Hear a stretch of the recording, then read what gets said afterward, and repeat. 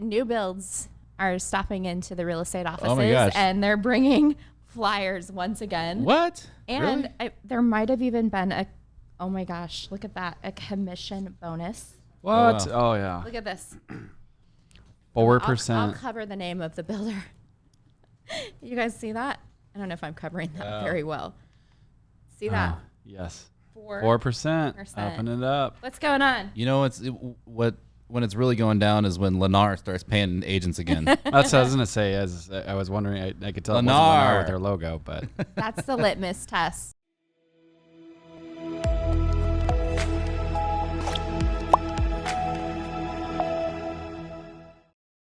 Is Lennar paying a co-broke to buyer's agents? well, and are they going to start bringing sales associates back in their model homes, right? Remember that they even Ooh, got rid of all the yes. ding model Where it's the like sales associates. appointments only. I kind of like that they're self-touring. Yeah, it is cool. That technology has definitely been really, really cool that they brought about. Yeah. Because you Very could just cool. meet all your clients there. Yeah, oh, Just sit in the model all day long and hey, it's like an open house, hey, right? you totally could do that, dude. It's very passive. That'd be very passive, but yes, you could. get all official. Wear your badge. Nobody really looks like Yeah. get it all small, like with Like, hey. your broker on the bottom. Let me show you this other new build over here. Follow me. Oh yeah, I'm actually I work for the subdivision, not the builder. Oh my that's goodness. So what's up? Is Wall Street going to cause the 2022 housing market to crash? Will these institutional buyers ruin us all? Ugh. I know Oh, you got a baby. lot of really You- interesting. You do the woo. There we go. You have a lot of interesting metrics on that. Like, well, not metrics, statistics, Data, right? data, actual. So we all know that the housing market is cooling.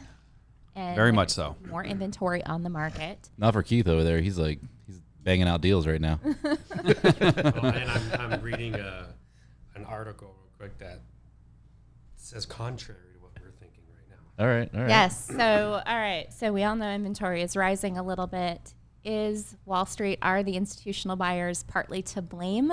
Have they stopped buying? Have they slowed down their buying? Well, what's interesting to me is if you look at the data last year, institutional buyers, so investors is much larger. I think the investor share of purchases was around 30%. But institutional buyers' share was 13%, according to NAR's recent research. So if they are pausing, and that's national in aggregate. But that's, I mean, is that all properties? Because they only buy up to like 500,000. So if it's 14% or 15% of Well, all. that was what I was going to say. Let's slice that up for a second Slice it because up. yeah, what Kayla just said is so powerful, right? When you look at the macro of it all, you're like, oh wow, that's a crazy percent. But when you go down to the sector and you actually put on the filters around it all, like what they'll buy, single family, right? Like even if we go, excuse me, take a step back further and really an investor, a non-owner occupied purchase, right? So in that circumstance, obviously that's a huge sector. But then you're also looking at is it a single family home? Is it a condo, right? Which I know some investors will obviously buy condo. It's about cash flow in those circumstances, or they'll buy, multi-units, et cetera.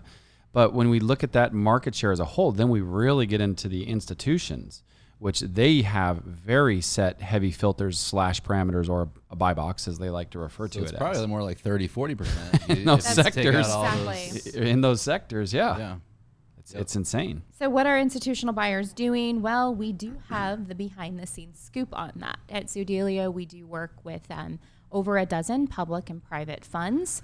So Keith is probably best able to answer what is happening. What is going on, Keith? What are these institutional buyers doing? Well, we definitely saw some dramatic changes and stuff happen in the last 30 days where some of them just straight up cold stopped for weeks to figure out what do we anticipate, probably maybe going back and renegotiating their funds. What does that That's a look good like? point. And then, they all took their own turns, in their own way. Some of them modified their buy boxes, some of them didn't. However, I think unanimously, 100% across the board, what did happen between all of them is, let's just say 4 months ago, 5 months ago, they would have been like, yeah, we'll pay $500,000 for this house. It may be literally $425 today. That's that, It's been a dramatic shift. And the main reason is because they're taking precaution on the market. That way, if the housing the prices do go down, and maybe, you know, when they're trying to rent this, hey, rents just went down $200-300, they have to factor that in their net yield to compensate if, you know, we do see a downtick in the market.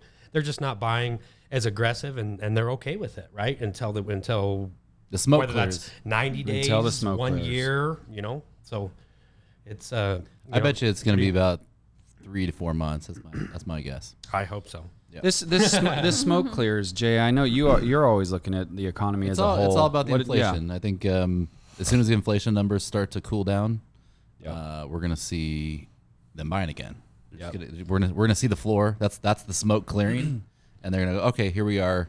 It doesn't mean that they're gonna be back to 500,000 like he's saying, but it could be like 435, 450. You know, that sort of.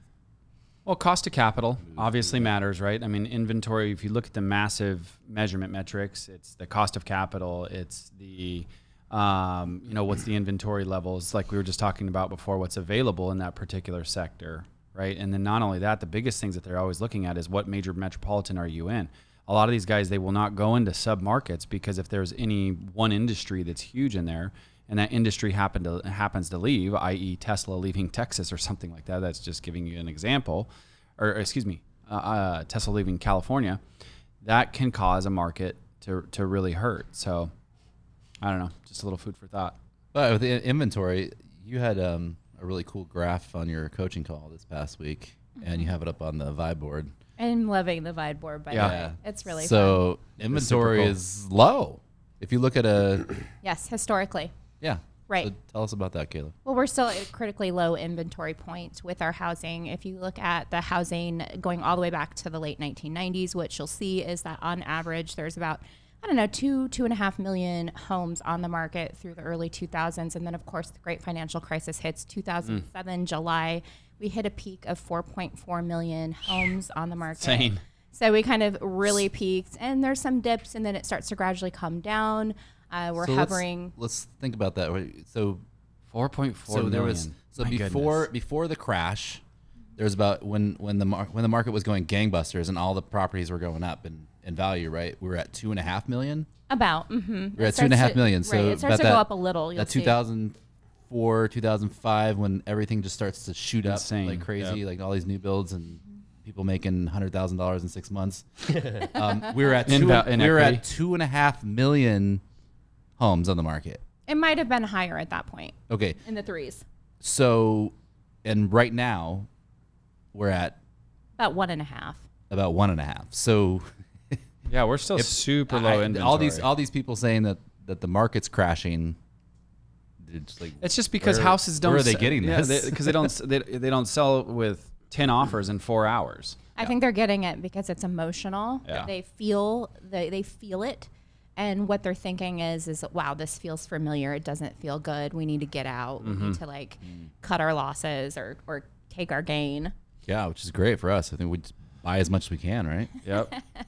Well, and then when you look at these strategies, I mean, I know we've definitely seen a few markets shift when it comes to demand. I mean, there's no question that supply has gone up. There is no question that the demand has gone down. And so you have to price your house correctly. You have to position it by making it, the most freshened up you possibly can to make sure that you're attracting all the buyers.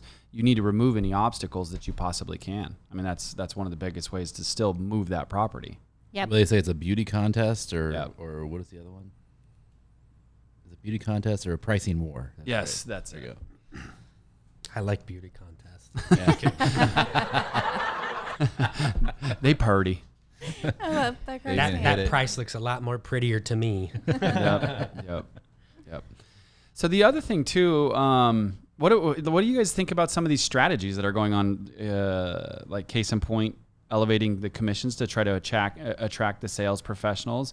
We obviously it's been a huge buzz. I know it's something we've actually been talking about for probably the better part of a year around being able to negotiate from a seller and give them concessions so that the buyer can take advantage of it for either price down, concessions, closing costs, those types of things. What do you guys think about all these new strategies that people are doing? Is this new? Yeah, that's new. Okay. They just brought that in a couple days ago. So Got it. 4% co-broke now. I remember back in the day, it was like 12%. Oh my co-broke gosh, when I it was remember. really bad. Dude, So- dog We days. just started. Now they're 3 to 4. Well, actually, a lot of them were paying 2, right? yeah.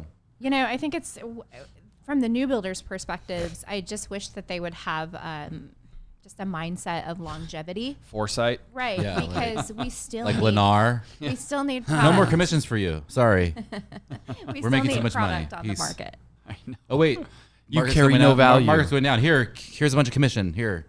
Yeah. Yeah, it's such BS. Well, we all know the real estate agent owns the relationship with the consumer. Yep. And so I think the builders are trying to get those relationships and capitalize on them. Yep. And it's smart. And I think some of these strategies, Elliot, like you mentioned, I think they're good. I think that I'm starting to see some really cool creative ways that Yep. people are marketing these rate buy downs, et cetera. And, you know, I think it makes a lot of sense. A $10,000 price reduction isn't going to affect the buyer's payment as much as a $10,000 like rate buy down would. Yep. It's the path is always math, right? It's a mathematical equation, and that's the one thing. Again, those of you that are listening out there, make sure you talk to your lender about that. What would that strategy look like instead of going in on a house that's been on the market for 60 days and you think that you can negotiate the price down?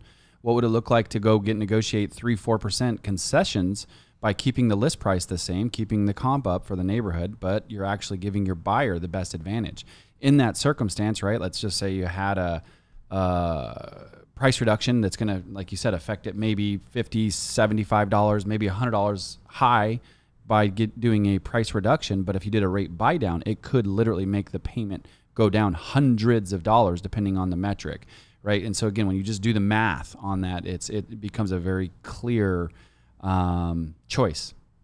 I think that sellers are going to have to do both. Yeah. They're going to have I think to it's going to be both. They're going to have to be listed at a really good price, and they're probably going to have to entertain some seller concessions. Yep. Until these institutional buyers start buying again, right? Oh, is it the institutional buyers? Well, They're still buying. It's just not as They're not buying at the prices they were. Yeah. it's just not as pretty as it was before. Yeah. But it's still cost of capital, right? I mean, the biggest buyer pool is the homeowner, right? That's the by far and away the largest pool. And when you have the affordability metric be pushed out, or people were shopping for a $500,000 house and now they have to change their sights to a $400,000 house because of their interest rate changes, that's very deterring for them. A lot of times, we'll just rent another year. We'll just sign another 2-year lease, right? And so I think when you take a lot of those things out, that's the whole point, is if we can make the houses more affordable through a good strategy like you were just talking about, Kayla, I think that's a genius move by the agent and the lender. Yeah, I think we definitely all agree. It just it's going to have to be a lot of education in our industry for that to happen. Yes, let's That's talk the struggle. about that. Yes, so I really see a thinning of the herd in the Yep. future. Yeah. Totally. Hunting season is out. Well, let's shift that. So Yeah. there's approximately 1.6 active million realtors in America right now. 1.6 for roughly 6 million transactions a year, which was an all-time high. All-time high, and seasonally adjusted projections for this year are 5.12. I know, that's insane. I know you shared that with me yesterday, and that actually caught me by surprise a lot. And it's just, and when you think about that, that's what 18%, little over 15%ish, give or take, like a shift in transaction count. That's crazy high. It's a lot. It's a massive shift in Right. 1 year. So that's a lot less to Yes. go around. Yeah, 15% less transactions. So what do we think is going to happen with the agent population, if you will, in that? Like I said, I think we're going to have a thinning of the herd. I think it's going to be less a housing crash and more a real estate agent crash. I think Oh, that's that a good real one. That's a estate good agent- prediction. Real estate agent Yes, crash. there will be a real estate agent crash. And so Goodbye. who will survive? Let's talk about the survival of the fittest here. And I think, Jason and I were talking about this the other day, and we were kind of coming up with the things that we think it's going to take to be really successful in the coming years. And one of the things I think is, well, this is from like a dealing with people, setting expectations. I think that agents have not really had to set expectations because homes fly off the shelf and it's really easy, and it's easy to find clients, and it's easy to kind of like get them into something, and they have to make a decision right now. And so I think that the agent that can like really set good expectations will really do well. I like it. What do you got, Keith? I mean, all of that, and on top of truly finding out what the consumer wants, versus, you won't have a fire sale this weekend, and I'm not going to force you to have to go $50,000 above list price because you don't have a choice, right? You know, what are they looking to accomplish? I think agents are going to have to even get into better relationships with homeowners and buyers than they have, you know, in the last 2 years, and really truly find out, why are you buying, why are you selling, and coming up with a strategic plan. I like it. How about you, Jay? I think agents are going to need products like our Cash Offer Plus, and they need, you know, very creative offerings to give to their clients, and to just bring up, you know, stuff like that, and have those conversations with their clients. You know, if someone has to move quick, you got to have an option for them, right? Having one, I read this the other day, having one option is no longer an option. Yeah. Well, that's So, yeah. I love it, that's actually. a good point, because we knew the tide was going to change at some point. Yep. You know, the cash offer has always been valuable, but not when, you know, you can know statistically your house is going to sell for way above market value. But even in then, they a were bidding taking war. them. I get that. Certainty and convenience. But look at the difference now in the last Yeah, 45 days. You know, the cash offer is going to become more important, not necessarily due to the fact that they're going to take it more, even though we think they will. They will. Well, Just like what it's Kayla happening. said, giving them all their options, all their unique selling solutions. That way they're like, oh, cool. Now I have a clear path. I know which one's the best to take for me. Yeah, for me, mine is, I think everything that you guys just said. However, I think it's also packaging it correctly, right? Like, it's funny how when we have so much demand, a lot of the models kind of get thrown out the window, because you become very react, and it's just, you know, we almost go into this order taker type mentality in the industry, where I think that's why there's been a lot of successful brokerages that have built very, very successful brokerages, because they've given agents an entrepreneurial mind, models to operate off of. And I think that if we can do that, where, especially in this modern era, right, the power of applications, cell phones, computers, et cetera, we can streamline the process. And I think that's where that's a digital interface, and giving that homeowner, home buyer, a more certain and convenient experience, all communicated in real time, is going to carry a crap ton of power, right? And then going back to your point, Kayla, a little bit ago, where the whole goal is to communicate this value menu of options for people that know you, like you, and trust you. And if you can do that by opening up the barrier of entry with a unique selling proposition, game, set, and match for you, right? That's the own, you know, be the mayor of your town, be your digital mayor. Well, which leads kind of to the other thing that I think it's going to take is, I think that the agent that can really make a lot of good content and can really, you know, really grow their audiences on whatever platform that they're using, I think that's going to be the agent that wins. Yeah, That's right. And so, like, making sense out of all of this stuff that's happening and bringing that to their marketplace. absolutely.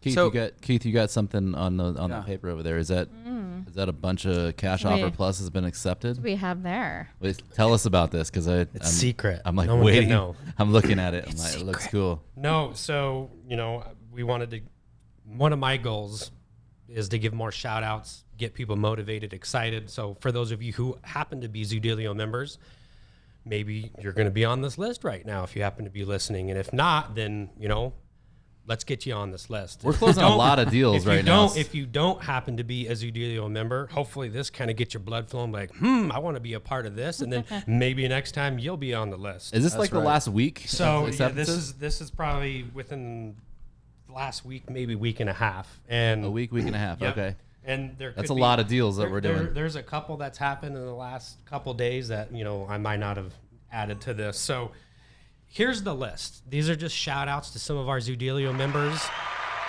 Yay! Woohoo! And by state. That way you can see this is not just happening in our home base in Gilbert, Arizona. It's happening all across the country. This is an accumulation of all cash offers and or our Cash Plus offers that have been accepted very recently. So I'm just going to name them real quick. Tina Rogers, Arizona. Robert McCauley, Colorado. Carol Royce Team, Arizona. Elizabeth White, Missouri. Crystal Aguilar, Arizona. Sharad Gupta, California. Kiyoshi Nadrag, if I pronounce that, hopefully I pronounced that properly. Sorry, California. Jeff McGay, Colorado. Dalen Palmer, Texas, Caitlin Meck, Florida, Joshua Smith, Oregon, and Jacob Gina, I believe how you pronounce that, in Oregon as well. So I just thought that was really neat to share, you know, just some of the success stories and acceptances that we're getting, you know, that these agents are having these unique conversations with home sellers. They're seeing the value proposition. And The home sale is just saying yes. Yes, guaranteed, you know, a certainty of sale and ease of transaction. And with the Cash Offer Plus, they don't have to worry about giving up equity, and they still get the benefit of the open market. So we're seeing that be extra powerful as the market is shifting a little bit, where hopefully agents are having, you know, transparent and upfront conversations with their seller and say, hey, you know what? Statistically, you know, I don't know if we'll be able to sell this over the weekend like we could 5 months ago. So here's what that looks like, and here's an additional option for you if you don't want to possibly deal with that circumstance. Yeah. I love it, Keith. So, hey, I know that we're kind of running long, but I think it would be really helpful because we are seeing our Cash Plus offer being accepted at really high rates. Can you kind of break down the offer for everybody? Just give us an overview of what that offer structure is. Yeah. So it's pretty cool. It's all based on, you know, fair market value of what's currently going on in the market of today. So, you know, they don't have to worry about getting a quote unquote low ball offer. That's the very straight, unique part about our offer. Then the second part is there's just a simple service fee, and that is a 6% service fee. That's the fee that the buyer charges for the cash offer. And what that also does is cover a lot of costs when the property is resold. Once the buyer closes on the transaction, they physically take title. They're going to cover the HOA, the property taxes, the utilities, the property insurance, the maintenance of the property. That no longer becomes an expense of the previous seller while the house is being resold. So that's what that service fee, you know, covers a lot of those costs. Then the property has to be resold, and then there's what's called a 6% resale fee. So a homeowner is going to pay anywhere between a 4 to 6% commission anyway. So it's almost like that's That a given, through. right? Like it's not that, to me, that's not even an expense in the offer. They're going to be paying that. So that 6% resale fee covers the commissions and some of the projected covering some of those projected closing costs when the property's resold, because the seller is getting the benefit of the open market. Right. Meaning if it sells for, they get those proceeds. The buyer's not going to take those proceeds. Then the last part of the offer structure is we have a risk assessment. We call that a seller holdback. What that is it's just a portion of the seller's available equity that's going to be withheld on the first closing as a security instrument. In the event that the property does not sell for what it was purchased for, then of course the buyer is not at an immediate loss since they're taking on that risk. If the property happens to sell for less, let's just say $10,000, that's deducted out of that seller holdback, and everything else is returned to the homeowner. No different than if the property was listed on the market at $500,000, it sold for $490,000.